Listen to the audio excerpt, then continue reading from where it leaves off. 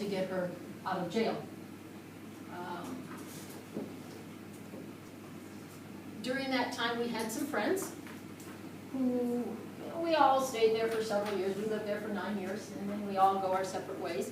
We had some good friends who ended up living in northern Indonesia. There's a lot of mining in that there.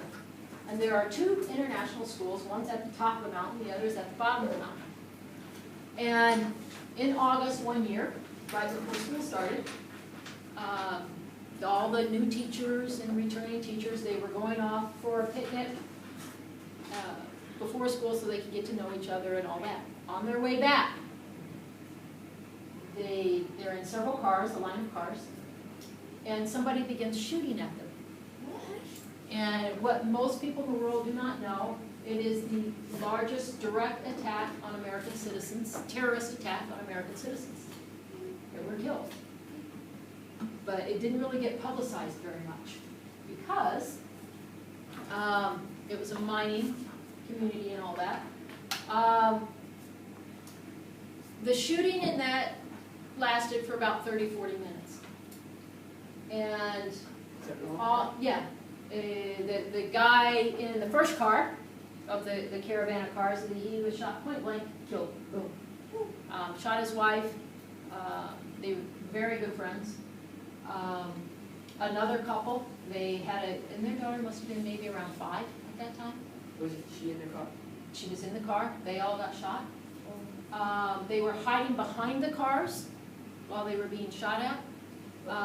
So the people who were doing the shooting started aiming at the gas tanks of the cars so the cars would blow up while they were trying to hide behind them. And they could hear them laughing as they were doing all of this. Eventually, a local man who had a big truck, and he drove in and he parked his truck in between the people who were doing the shooting and where these families were. He ended up getting shot himself, but it gave enough time for help to arrive. They were all so seriously injured. Our friends were shot in he was shot in the leg, stomach, she was shot in the head, daughter was shot. Many of them were then airlifted to northern Australia. What's the one that starts with a C? Yes.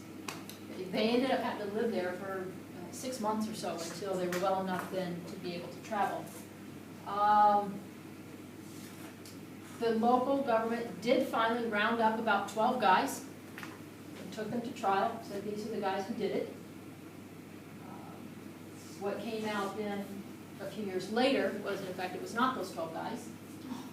It was government soldiers, because at the time there were government soldiers and rebels who were having conflict.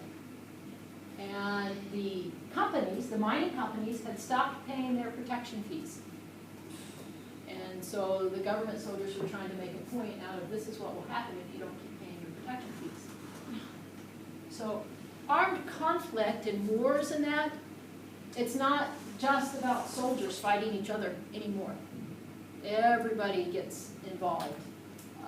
Civilians, it's very hard for modern day armed conflict to keep civilians from being injured, and you hear that on the news all the time, as how civilians are being used as human shields and things like that.